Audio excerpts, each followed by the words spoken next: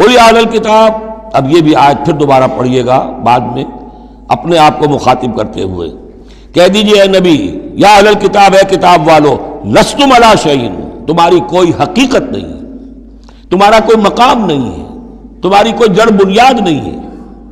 تم ہم سے ہم کلام ہونے کے مستحق نہیں ہو،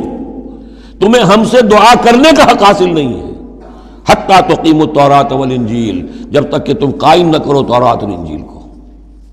وما انزل الیکم من ربکم، اور جو کچھ نازل کیا گیا ہے تمہاری طرف تمہارے رب کی طرف سے۔ اب یہاں پڑھ لیجئے، یا اہل القرآن لستم علی شیء حتی تقیموا القرآن وما انزل الیکم من ربکم، اے قرآن کے ماننے والو، تمہاری کوئی حقیقت نہیں، کوئی حیثیت نہیں،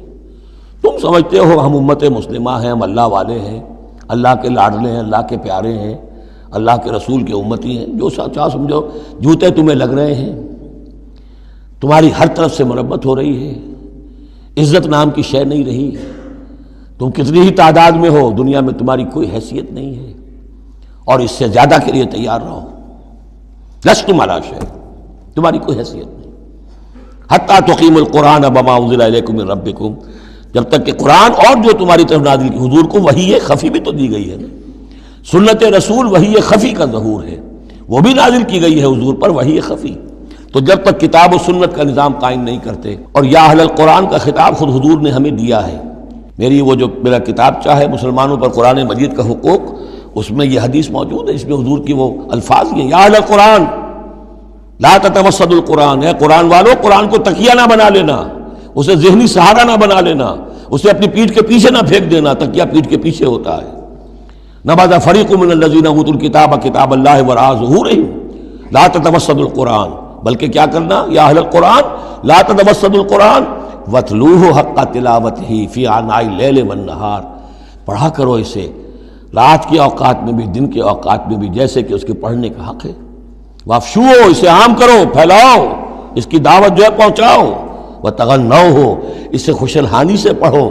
اور اس کو دولت کو سمجھو کہ یہ سب سے بڑی دولت ہے، تغنوہ، اسے سمجھو کہ اصل دولت یہ ہے، وتدبروا فیہ لعلکم تفلحون، اور تدبر کرو، غور و فکر کرو، اس کی گہرائیوں میں غوطہ دنی کرو تاکہ تم فلاح پاؤ۔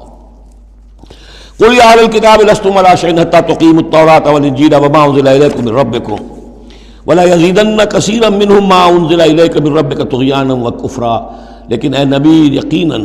ان لوگوں کی تو بہت سی بڑی تعداد، اکثر لوگوں کو جو کچھ آپ کی طرف نازل کیا گیا آپ کے رب کی طرف سے، اس کی وجہ سے ان میں اضافہ ہوگا، ان کی سرکشی میں، ان کے کفر میں، ان کی طغیانی میں، ان کی آگ جو ہے بڑھتی چلی جائے گی، حسد کی آگ، اس میں وہ مزید جلتے چلے جائیں گے۔ فلا تأس علی القوم الکافرین، تو آپ ان کافروں کے بارے میں اب افسوس نہ کریں۔ نبی چونکہ نہایت رحیم اور شفیق ہوتا ہے تو ظاہر بات ہے کہ وہ لوگوں پر عذاب کو پسند تو نہیں کرتا، دشمن کو بھی معاف کرتا ہے، لہذا اسے صدمہ ہوتا ہے۔ پھر اپنی قوم ہو، جیسے کہ بنو اسماعیل تھے، ان کے بارے میں تو جب عذاب کی خبریں آ رہی تھیں سورہ یوسف اور سورہ یونس اور سورہ ہود میں کہ اب ان پر عذاب گویا کہ آیا چاہتا ہے، تو حضور کے بالوں میں ایک دم سفیدی آ گئی۔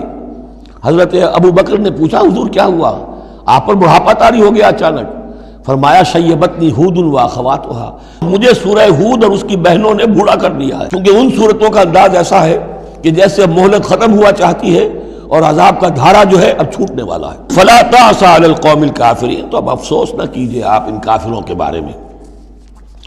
ان الذین آمنوا والذین ہادوا والصابئون والنصارى، اب یہ آیت تقریباً وہی ہے جو اس سے پہلے سورہ بقرہ کے 8ویں رکوع میں آ چکی ہے، جس سے کہ دھوکہ ہوتا ہے لوگوں کو کہ شاید ایمان بالرسالت کی ضرورت نہیں ہے، حالانکہ اب ہم سورہ نساء میں بھی پڑھ آئے ہیں جو اللہ اس کے رسولوں کے مابین تفریق کرے تو اولئک هم الکافرون حقا، باقی وہاں ساری بحث میں کئی بار کر چکا ہوں، اسی بات کو یہاں ذہن میں رکھیے کہ ان تمام صورتوں کے اندر حضور پر ایمان لانے کی دعوت تو قدم قدم پر ہے، قدم قدم پر ہے، قدم قدم پر ہے، لہذا اس سے استغنا کرنا جو ہے سوائے اس کے کہ اپنی نیت میں فساد ہو اور اپنے ہی دل میں کجی پیدا ہو چکی ہو، اور اس کا کوئی امکان نہیں۔ ان الذین آمنوا، بے شک وہ لوگ جو ایمان لائے، والذین ہادوا، اور جو یہودی ہوئے، والصابئون، اور جو صابی تھے، والنصارى، اور نصارى، من آمن باللہ والیوم الآخر۔ اب یہاں سمجھ لیجئے موضوع اپنے اپنے زمانے میں جس نے بھی جو ایمان لایا اللہ پر اور یوم آخر پر اور اس نے عمل کیے اچھے، فلا خوف علیہم ولا هم یحزنون، تو ان پر نہ کوئی خوف ہوگا نہ وہ حزن سے دوچار ہوگا۔